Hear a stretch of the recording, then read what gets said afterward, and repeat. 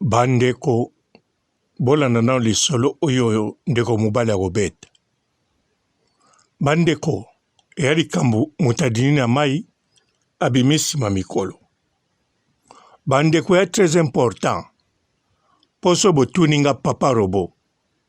Mutakoko dina na mai après quelques jours abimi. Nga papa robo nakoloba oui. Alors nakobetela bino pe lisolo après ye tango akoloba. Po bato nyonso badindaka na mai eya bakamoko te. Mosu akoko dinda na mai eya na fleuve, eza na lac, eza na océan. Akoko bima ata après une semaine, ata après une année, akoko bima. Bolanda na lisolo mwana mobali akoloba bonga na loba na bino oya ngai lisolo.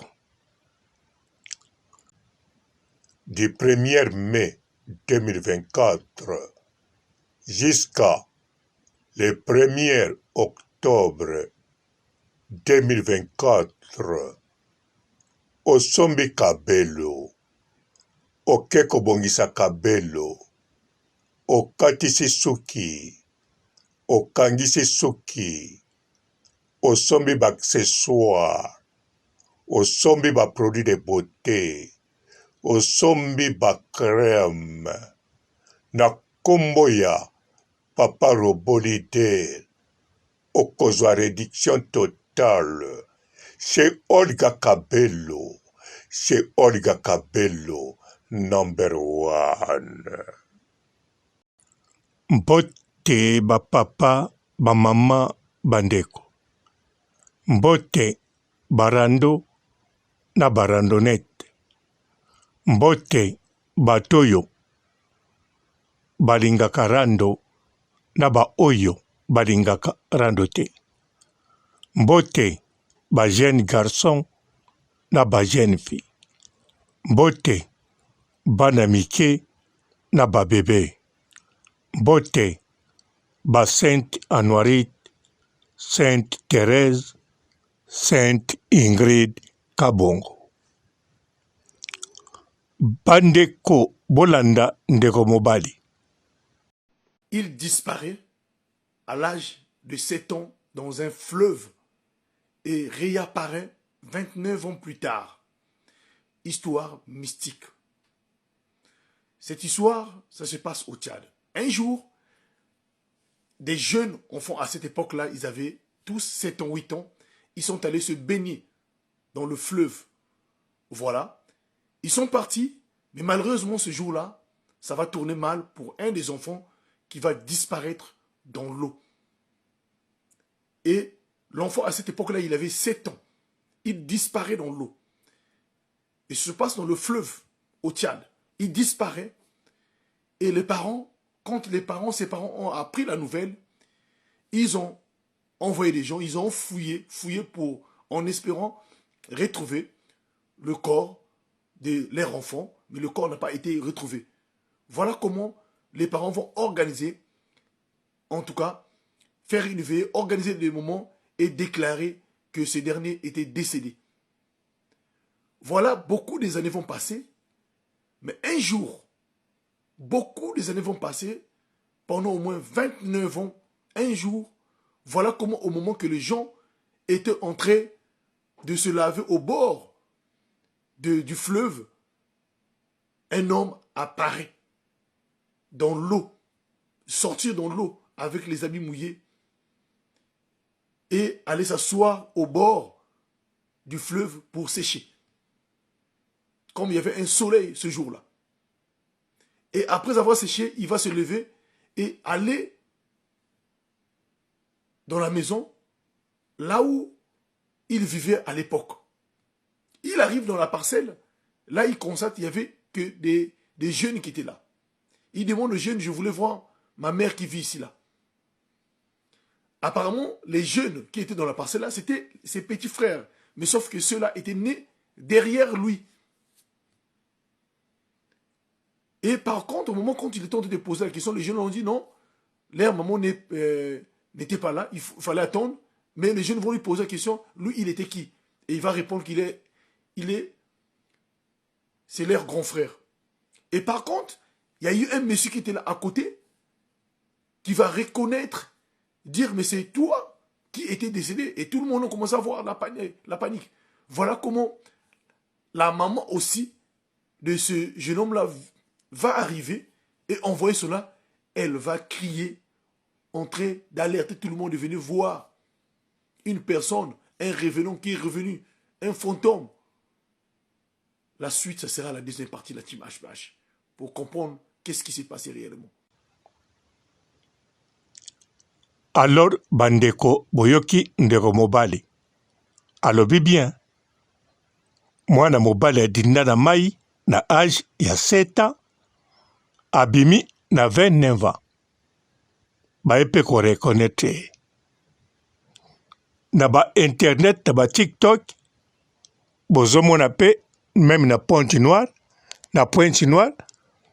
bomona mwana mobali moko to mama moko akufaki, ye kutu bakundaki ye, asongaki su na ndako na bango.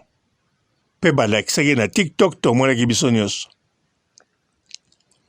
Bandeko boyokaka peke, ezala na bamindele, ezala na bato mwindu, ezala na bendien, ezala na bachinois, partout na monde, être humain nyonso alobaka. Ba monde moso ezali. Il y a les chrétiens, il y a les musulmans, il y a la Bouddha, il y a n'importe quelle religion, n'importe quelle croyance, balobaka monde mososo ezali. Ba magicien kutu bango balobaka ertu, pe basalaka babiloko tomonaka, abengi pe esprit moko boye, bomoni peke mbongo ebimie, yo soko bengi mutako bimisa mbongo ate. Donc, ba monde eyali. Motu na motako interpréter na modèle na ye. Nga siko na betela bino lisolo réel, non? Pe mwana mwasi ona ko beta lisolo na ye, azali na ye, ayale wana poto. Nazo baza na poto po na nini? Nga moko na monaki na Facebook. Na mona pe kala mingi te. Po tout d'abord, toi na pe ba camarade. Toi pe ba na kote moko. Et puis toi âge moko. Donc nenga na komi na 58 ans, yé pas komi na 58. Alors bandeko na ko beta lisola mwana mwasi wala. Pambate yé passa la 3 jours. Na kata mai.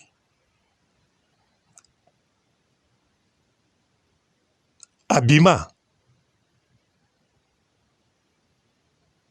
Bandeko ya bima bo na nzongo. Mena bete la bino di solo. E ya réel, nga kaka muna yebi yango. Na kanza kote kuna tuba yebi yango. Entre quartier 8 na quartier 9 na Njili, babisika wane kangama ba yebi yango. Na kanza na tangu babi avandaki na balabala kiese, babetela ili solo. Balakisaka etala mwana mwasi na sala 3 jours na sa mai. Aline pe awa na Facebook na kansala ndanga pe. Ekozala pe bien mokolo mosu ye mo va témoigner. Mais boyo kanebisa bino ndenge ezalaki. Boyebi ntango ba mai kangamaka, bato bakendeke na mai kosukula, mingi basani na bilamba. Anteta bosokoli pe. Alors, bango tango bakendaki, bake kosokula mama na bango alaki te atikalaki na ndako. Bake na mikolo mosusu. Bake sokula, basani bilamba. Ya alaki moke, alaki au moins na ba 10 ans ou bien assez à 10 ans. Ba âge ka mwana adini na mai ya 7 ans, nga pe ba âge wana. Alors tangu sikoyo bazosokola bango ta bakosokola pa ye azosokola batie kate ntango babaluki boye na mokolo moko amoni ye deja akodinda.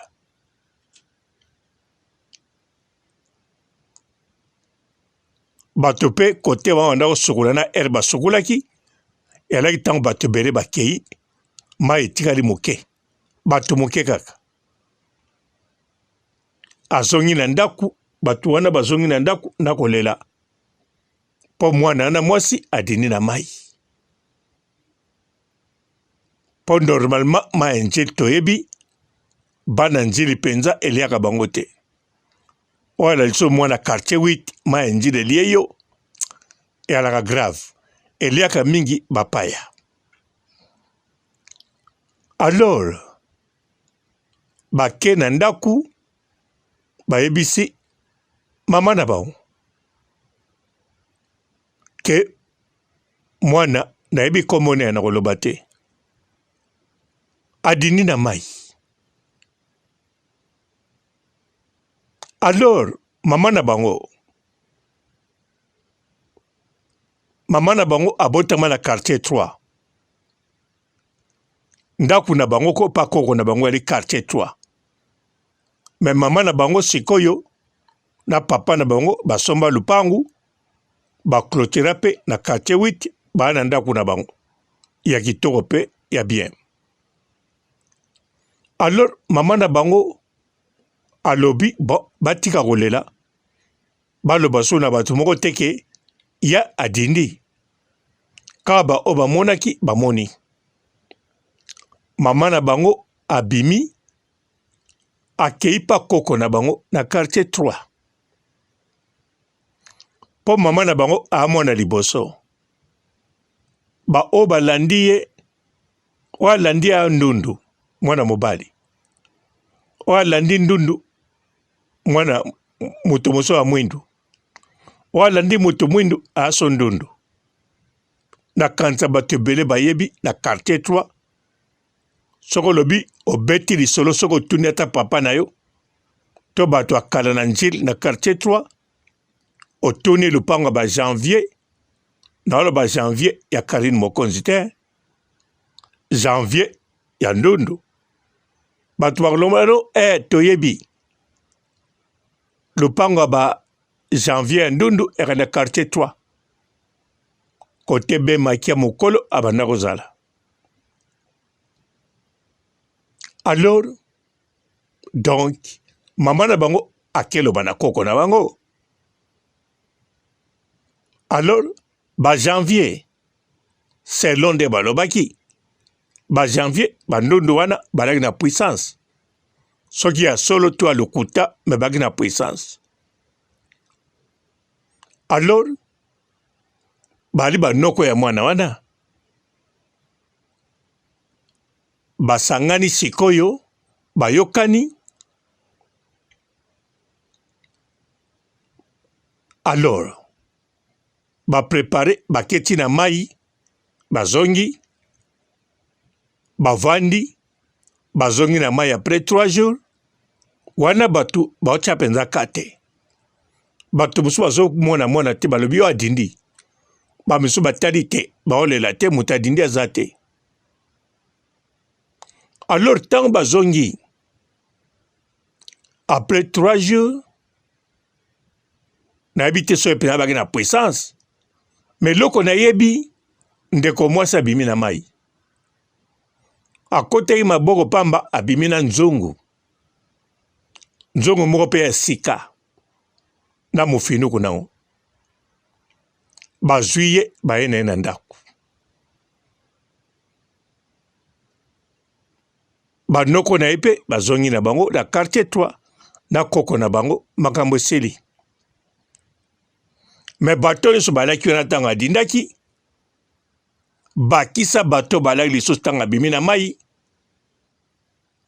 mpo bandundu ntango baye esika bato bakotya bango ka bamama oyo ya bilanga ata azosala bilanga bamonaka ntina ngambo ya debonome batata oya de bonhomme ba jeune homme bango babatamaka na matiti batalaka basi ntango bazosokula ntango babetaka mbunda me na moma wana bakotala bandundu bakosala nini bamoni bandundu basali baseremoni alors bamoni na mai mutu abimi na nzongo mbala moko ezelaki kutu 2 jours te sango epanzani mwana oyo adindaki abimi après 3 jours na nzungu amami wata bango toujours bazoloba rien mata bazoloba rien bato balaki batémoin bato ya pembeni kaka en plus bato ebele yango lisolo yango ewumelaki te ekomi bato to fo balekaka kuna batalaka mwana oyo abimi na nzongo ya mami wata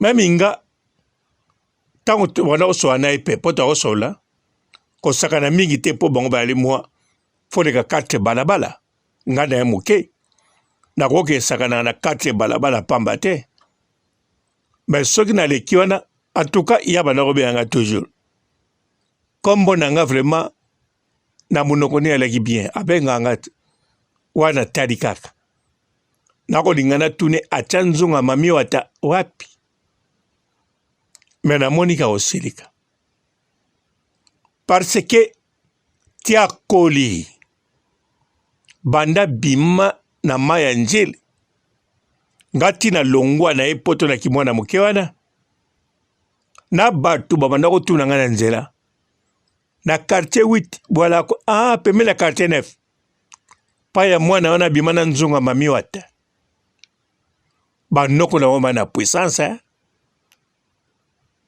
bana puissance akosakana te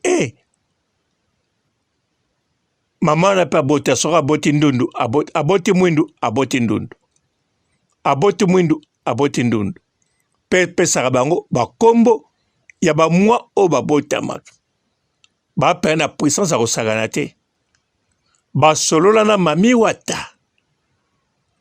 wata libere mwana na nzungu donc ezala bongo bandeko makambo oyo ya bongo nga nali mpe demi témoin ata nazalaki wana te me lokola bato balaki direct babetaka masolo yango mpe banda bima titango nga nazongi na poto te bato batunaka ngai meme bato na kati ekole wala kota mwana abima na nzungu ya mami wata nga nayebisa bango ke toyebani camarade nanga me moye nalobeya te mpo bakoloba namema bango bakende tala ye epui ye mpe abanda kosakana mosika te kaka pa na bango na pembeni wana nga mosusu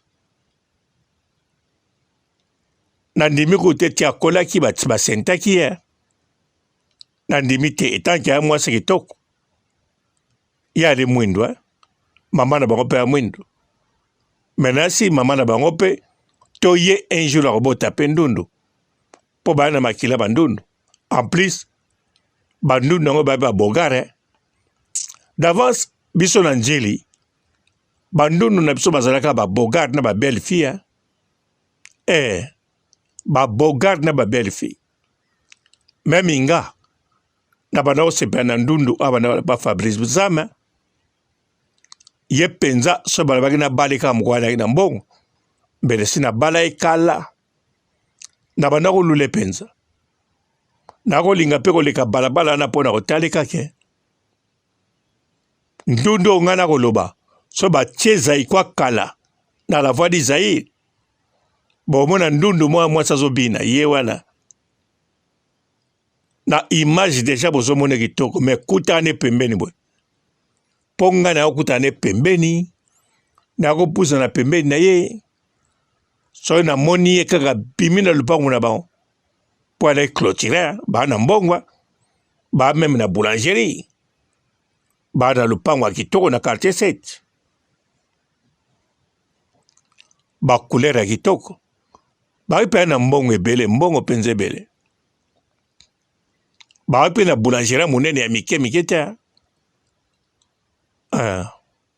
Papa na bango homme d'affaires. Papa na bango pe abo. Yango ipe abele. Ser na epe ya mwindo abele. Menga na bana osepelaka na ndundu. Ke ser na e. Iye ka mtawanda okota ngai. Do biso na njili to ala bandundu ya kitoko. N'epoque ngana lakia. Yango bandeko mwana oyoyo lisolo oyo bokamwa na bino te na mai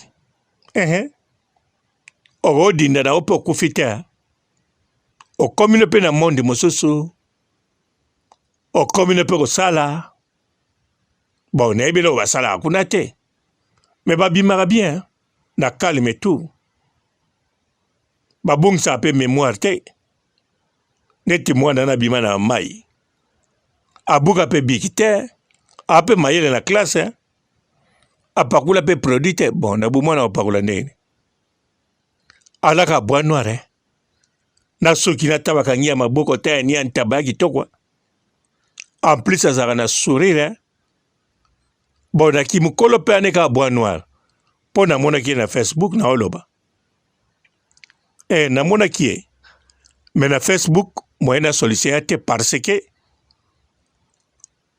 nalobaki so nakokisi 50 ans naso na posa kosola na bato te ata nalingako ndenge nini bomo ndenge yali eya bongo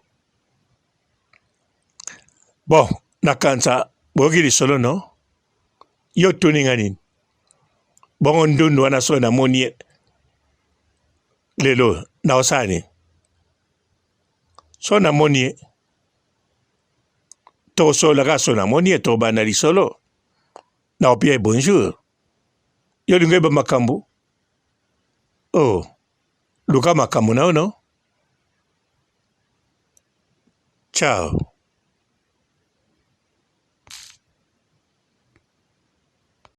Il disparaît à l'âge de 7 ans dans un fleuve et réapparaît 29 ans plus tard.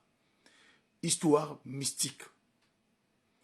Cette histoire, ça se passe au Tchad. Un jour, des jeunes enfants à cette époque-là, ils avaient tous 7 ans, 8 ans, ils sont allés se baigner dans le fleuve. Voilà. Ils sont partis, mais malheureusement ce jour-là, ça va tourner mal pour un des enfants qui va disparaître dans l'eau. Et l'enfant à cette époque-là, il avait 7 ans. Il disparaît dans l'eau. Et ça se passe dans le fleuve, au Tchad. Il disparaît. Et les parents, quand ses parents ont appris la nouvelle, ils ont envoyé des gens, ils ont fouillé en espérant retrouver le corps de leur enfant, mais le corps n'a pas été retrouvé. Voilà comment les parents vont organiser, en tout cas, faire une veillée, organiser des moments et déclarer que ce dernier était décédé. Voilà, beaucoup des années vont passer, mais un jour, beaucoup des années vont passer, pendant au moins 29 ans, un jour, voilà comment au moment que les gens étaient en train de se laver au bord du fleuve, un homme apparaît dans l'eau, sortir dans l'eau avec les habits mouillés et aller s'asseoir au bord du fleuve pour sécher. Comme il y avait un soleil ce jour-là. Et après avoir séché, il va se lever et aller dans la maison, là où il vivait à l'époque. Il arrive dans la parcelle, là il constate qu'il n'y avait que des jeunes qui étaient là. Il demande aux jeunes, je voulais voir ma mère qui vit ici là. Apparemment, les jeunes qui étaient dans la parcelle là, c'était ses petits frères. Mais sauf que ceux-là étaient nés derrière lui. Et par contre, au moment quand il est tenté de poser la question, les jeunes ont dit non, leur maman n'était pas là, il fallait attendre. Mais les jeunes vont lui poser la question, lui il était qui? Et il va répondre c'est leur grand frère.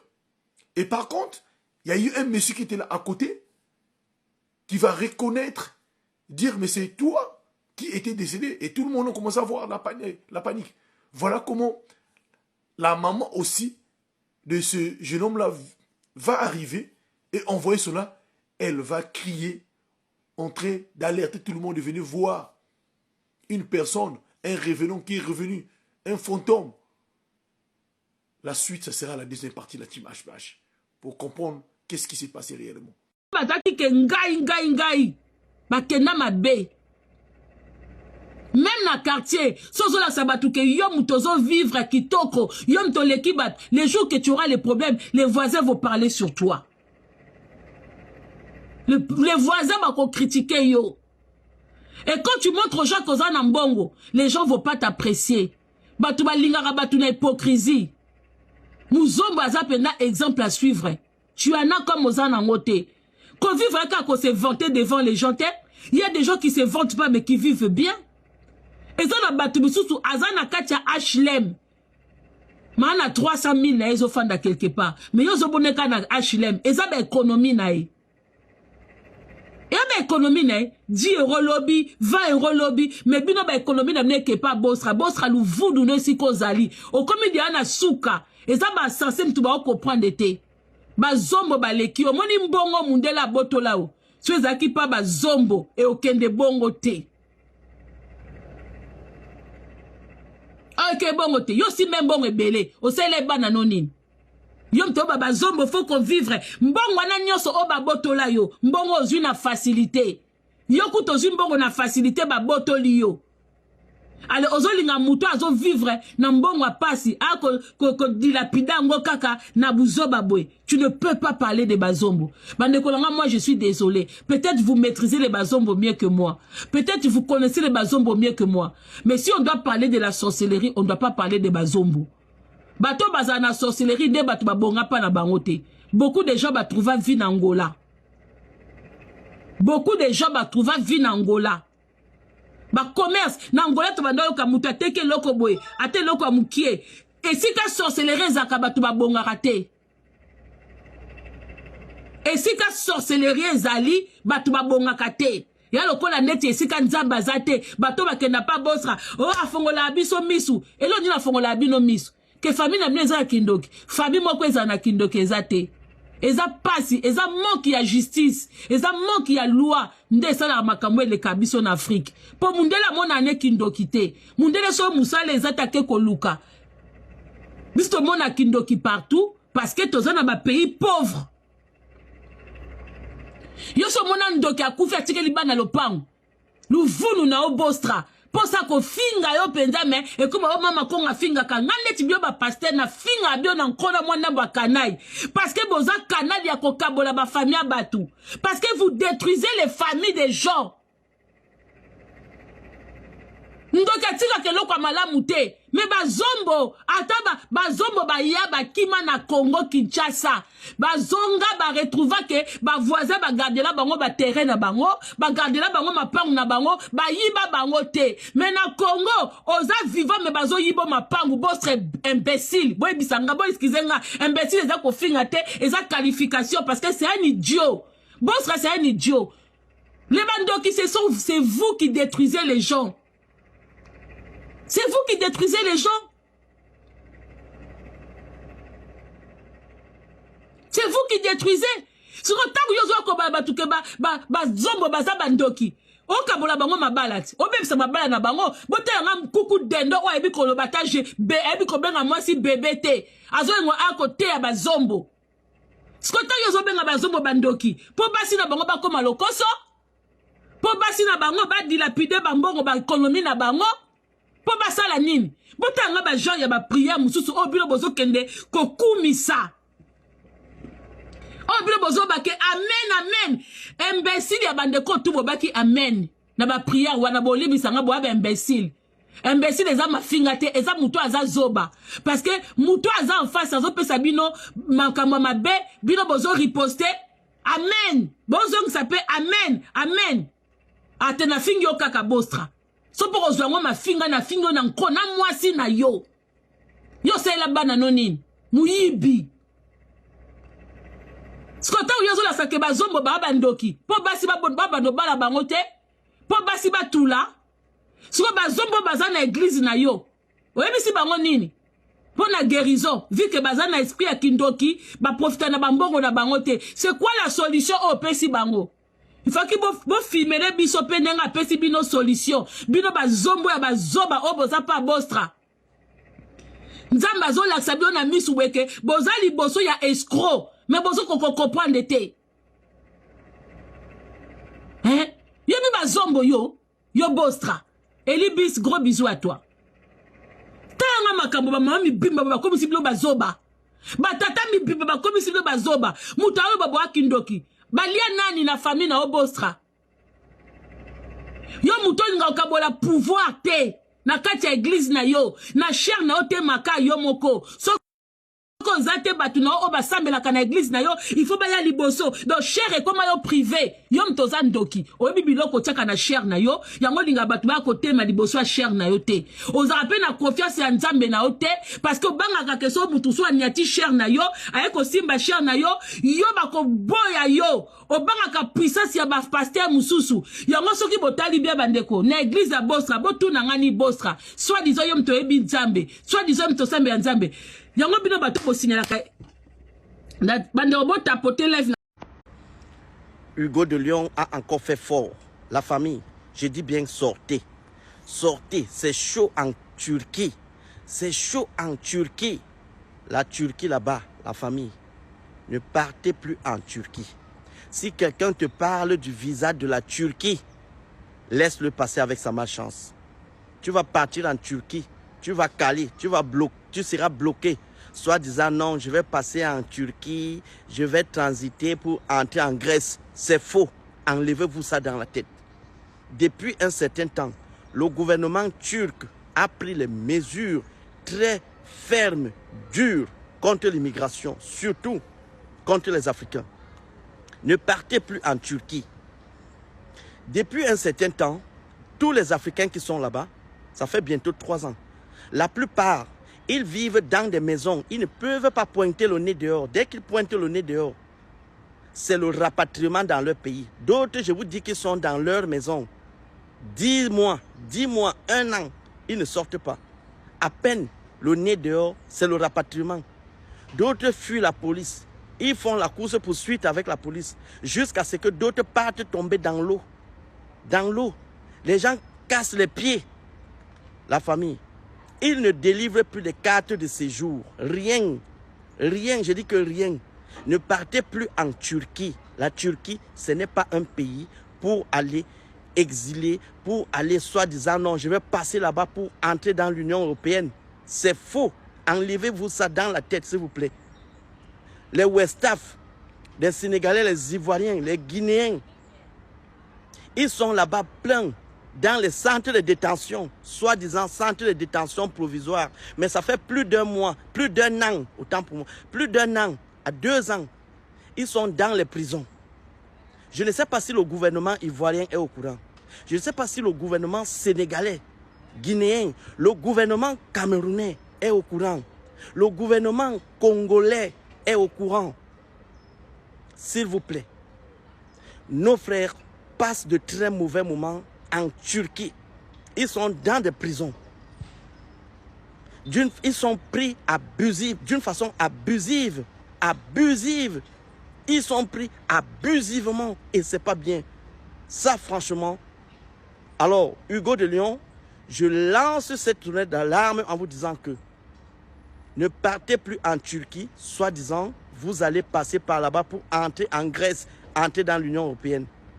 Une Ivoirienne a accouché à l'hôpital en Turquie et on a retenu son enfant à l'hôpital à l'heure que je vous dis. Si je mens, Dieu me punit. On a retenu son enfant à l'hôpital. Pourquoi? Parce que soi-disant, elle n'est pas régularisée. Ça a quoi à y voir avec la régularisation et retenir l'enfant d'une femme qui a porté son enfant dans le ventre? Oh mon Dieu, j'imagine tout ce que ma maman a fait pour moi. Une femme qui a porté son enfant dans son ventre pendant 9 mois, supportant les douleurs, les contractions, les nausées, les vomissements, l'accouchement. Oh mon Dieu. Partagez massivement cette vidéo. Il faut que nos représentants, tels que nos diplomates, des consuls et des ambassadeurs qui se réveillent. Monsieur les dirigeants, vous avez vos enfants, nous avons nos compatriotes qui sont en prison en Turquie. S'il vous plaît, faites un geste. Faites un geste. C'est trop, c'est trop.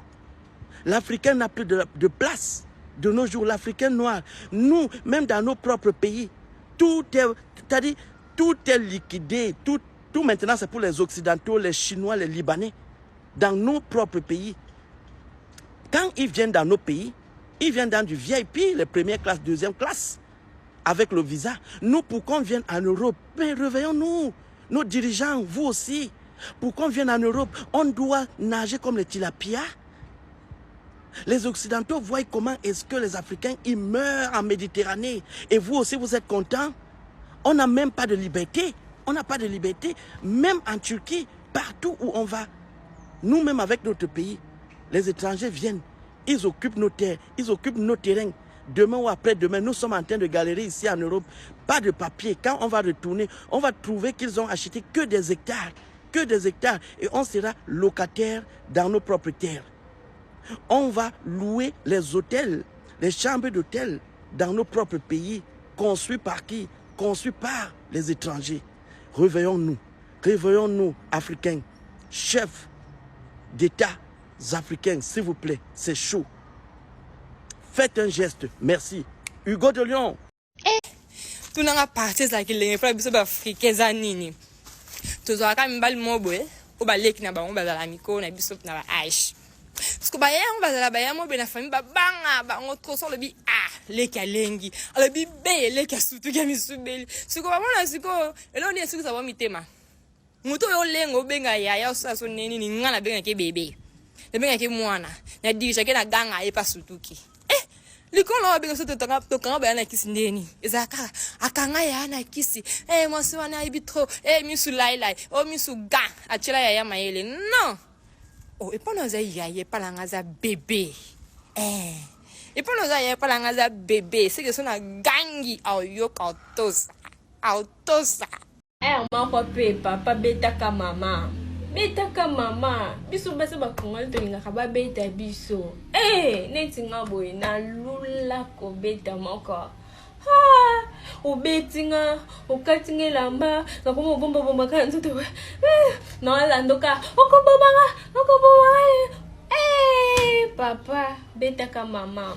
Biso ba Congolais za bon, biso to linga na biso mi ba. Biso ba Congolais to linga na biso mi ba na biso ba beta miso. Ya on et ça la biso ke. Tout ça là. Beta ka mama papa. Beta ka mama. Mon père il prof moi ay comme rouge. Tata na mwana basala rendre en internet. Ayebisi papa. Moi je regrette voilà ce que je lis en français. Moi je m'en fous de ce que je lis en français, ce que m'en fous de chauffer la njoto wala mabolo. Papa. La préférée dans la tamo la mutaliboma papa. Je préfère dans la tamo la mutaliboma que na bota mana tata lokola yo. Oye makamuni na sala ngala l'âge de 6 ans papa na sala ngala 6 ans. Les enfants font tata na ho. Nsota mafuta moi na mutu bota mi bébé mafuta. O bota mi moi na moi za déjà na 3 ans. O comme na 6 ans de bimiselo nya bana 17 ans. Siko tata sala nini? Mafuta pe lekio bele na njoto tata sala nini? Tata kufa. Yo bita kisi ya tata lo tata lo koma na mbongo kisi ne abanda de ba yana ho. Siko le problème est grave. Yaya liboso yaya na yo tata moko mama moko. Yaya na yo liboso baby si yo. L'air baby si on yo kelengi pour nous fonder kité. Pourquoi t'as pas fondé les papas? Pourquoi t'as pas fondé la papa? T'as pas de tata moi si et lenga yaya continue tata zo sansala tata na yaya. Moi na ma bé. Bongo moi no tata fungola déjà munoko. Moi no tata fungola na zolo. Moi no tata yebi li duso nzoto moi na ebanda na ebandeliti na suka. Moi na pa yebi li duso nzoto tata na ebanda na suka. Yo ko banga bat. Yo ko se ko pesa nga respect. Tozano analyse. Aux en avions malonga te Saratola. Toi tu veux pas parler avec lui moi? Yo tata baby sayo. Yo tata baby sayo botana tata na yo mwana. Est-ce que vous savez que lelo na France soko kufi bakokunda automatiquement na biloko na onyo so ya nzoto akatite? Pour nini parce que na 1976 tozaki na loi moko boezaki ko protéger ba we nyonso o soko kufi ba ko tuna libota na ba tuna famille na otobana na bolingi que ba organe topé ba tissu ya nzoto ya mowe na bino akufa nango to tokoki ko réutiliser yango pona bato o bazana bomoi famille koki ko répondre oui ou non. Mais depuis 2017 loi moko ebimi que ceux qui lelo mutu akufi et que ba organe na nyonso ya nzoto ezo sala ba poso na nyonso ya nzoto ezo sala ba médecin bazana autorisation automatique ya kozwa ba organe na wana pona kopesa bato oyo bazana bomoi sans consentement ya famille. Donc lelo soki bokufi boye bakie bokokufa polele ba organe na bino surtout so ezo sala ba mutema ba intestin ba tissu na bino poso na bino minu misu nyonso soki ezo sala automatiquement ba médecin bazana droit ya kozwa yango pona kopesa bato oyo bazana bomoi po bino bokufi. Donc ce bolingi de Cameroun c'est maté après liwana bino boké na site on azoté la bino awa boké ko s'enregistrer na registre de refus de don d'organes formulaire moko ezana boté ba kombo na bino makam na bino nyonso na kati. Comme ça ceux qui bokufi boko kende na biloko na bino nyonso na c'est à mabele. C'est vrai bato belé boyebi sanga oui ezana ngonzoto ekopola oui mais quand même je pense que tozana droit ya kondima tote que ba organe na biso mutu mususu o atikali na ngona bo moi asalela yango. Vraiment c'est très important, faites passer le message. To sali bongo. Mokili makambu. Lianja akweli problème, aza vraiment na problème. Bino webi lianja li sofote. Akweli problème. Lianja tomone ba photo lianja ki bala mwasi boye na boye. Nzoka nde mwasi lianja bala ki aza deux fois. Bien sûr, mais deux fois n'est zalak. Donc aza mobali. Donc akenda basale mabele basale na se. Donc lianja kaisa bali mwasi nzoka nda bali muninga ne mobali. Donc secret ko bime ko yebana. Na ko yebisa bino na yebisa bino likamoko boy. Soko monyo simulation est très important pour na biso mibali. Ça veut dire moi si tango sala semblant biso mibali tolinga koyoka net tomona neti soko zobima na mwasi ezalo kwa neti Rwanda azokota na Bunagana. Donc il faut penda ozwa mboka wana ocha drapeau na yo. Ça veut dire que biso tozakana tango simuler ne bandeli. Et puis ça biso force tango zoko encourager mobali na yo. Romona érection na ye, force na ye ezo mata parce que azo mona neti ke azo sala bien. Mais sauf que ba maman bo exagérer en côté parce qu'il y a des mibali et des mibali. Mobali oyo ayebi moi si bien. Soko zo kosa akoyeba. Yango na loba que soko mutu aza liboma ya solo na liboma ya lokuta eyebanaka. On comprend? Biso nyonso toyebi que soki relation sexuelle eleki bien. Na suka mobali alobaka te. Mwasi nde muta complimenta ya mobali. Souvent ouais soki eleki bien mwasi alobaka mobali alobaka te. Ora mwasi mingi basi na biso ezaka omelelinga nini o babilo mwa marque wana banyo tuna banyo komisa. Ok. Mobali yoka na on appelle ça bien différence. Soki mwasi akomisi siko mobali asali bien, mobali asala kaloko aneta asali na eloko te. Babenga yango fausse modestie. Souvent ezaka mwasi akomisa yo ba non, nga asali na eloko te. On dit omelinga eloko. Soki mobali asali bien. Yoka. Soki mobali asali bien te. Soki bosali eloko yango bien te mobali muntu abanda koloba. Mobali atunaka mwasi est-ce que ça va? Mwasi siko ya hypocrite akondima ça va mais asepeli te. Souvent ezaka bongo. Soko mobali muntu abandi ko tuna mwasi c'est que mobali wana yebi ke lelo. Ayebi ka fute. Info na fute. Sikonde ni mondo oyeba ke mobali pa sepeli. Po bino vo sepela. Mobali asepeli ezaka kaba mobali kasi yango na oloba te so bosali bien. Quand ça te so sali bien te mobali asepeli te. Et tout et voilà. Mobali soki moi ça sali bien toi asepeli na moi c'est mon nanango a perdre contrôle. So moi c'est azo contrôler ye mobali a perdre contrôle biloko ne o babenga nini endurance na ye kosala ndenge esalaka te et tout parce qu'à perdre de contrôle. So kuta na mwasi moko perdre de contrôle. Donc voilà un peu quoi. Et puis yoka na suka eloko mo na bato basaka simulation. Boye bango ke mwasi soki yozo éprouver plaisir. Vrai Joe il faut ayeba. Parce que vrai Joe ayokaka mwasi nzoto na biso mobali eza lokola musapi so koti yango na kopo mai ezali atokangi misu ozo sentir mai eza. Ça veut dire que soko koti nzoto na mobali na kati ya mwasi soki mwasi wana aza komuye bien c'est que azokoma malembe azokoma na epe bien et tout.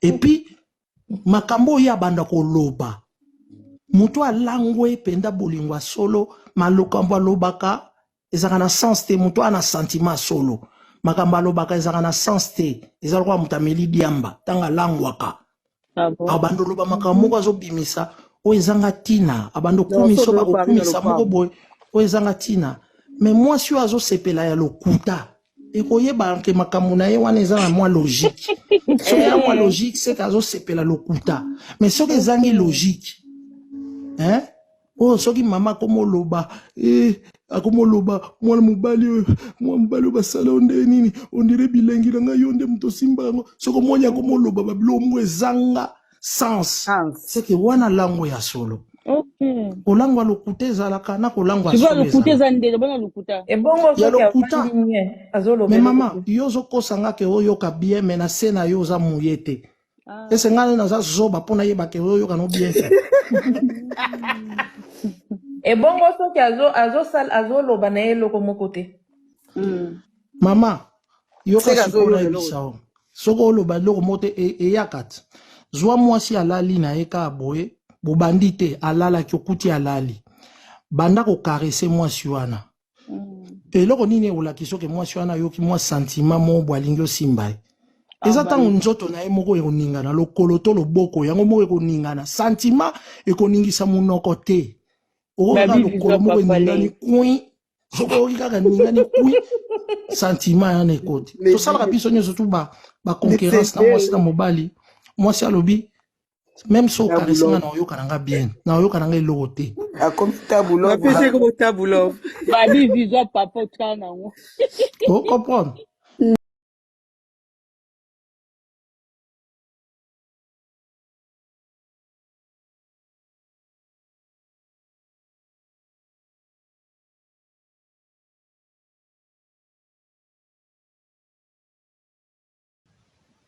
Du 1er mai 2024 jusqu'à le 1er octobre 2024, osombi kabelo, okeko bongisa kabelo, okatisi suki, okangisi suki, osombi ba accessoire, osombi ba produit de beauté, osombi ba crème, na kombo ya Papa Robo Leader, okozwa réduction totale chez Olga Kabelo,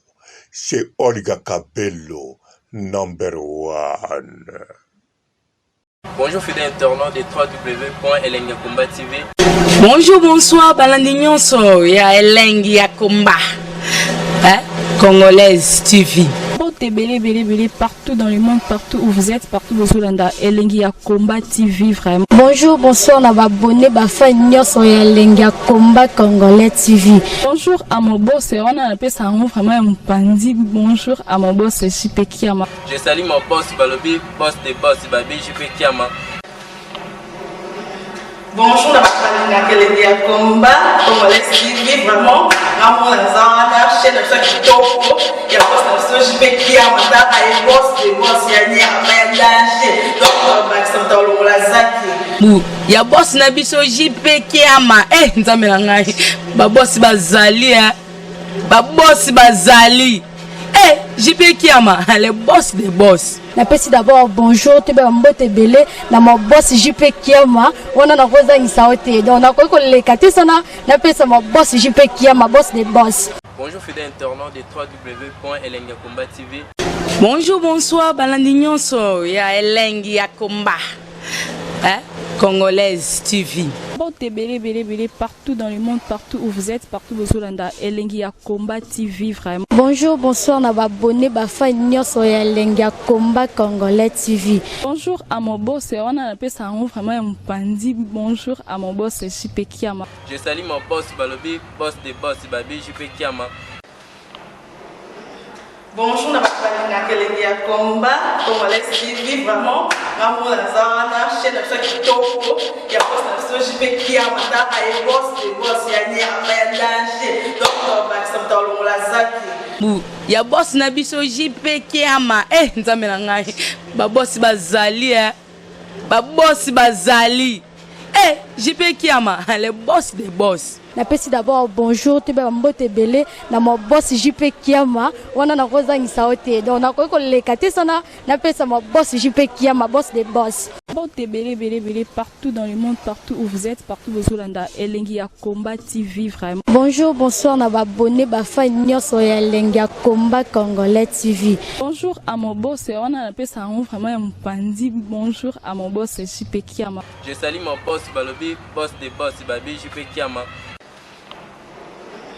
Bonjour, na balinga Elengi ya Komba Congolais TV vraiment ngamo na zana chaîne ça kitoko ya boss na JP Kiama ta ay boss de boss ya nya ya danger donc ba samta longola zaki ya boss na biso JP Kiama nzambe na ngai ba boss bazali ba boss bazali JP Kiama le boss des boss. Napesi d'abord bonjour te ba mbote belé na mo boss JP Kiama wana na koza ngisaote donc na ko le katisana napesa mo boss JP Kiama boss des boss.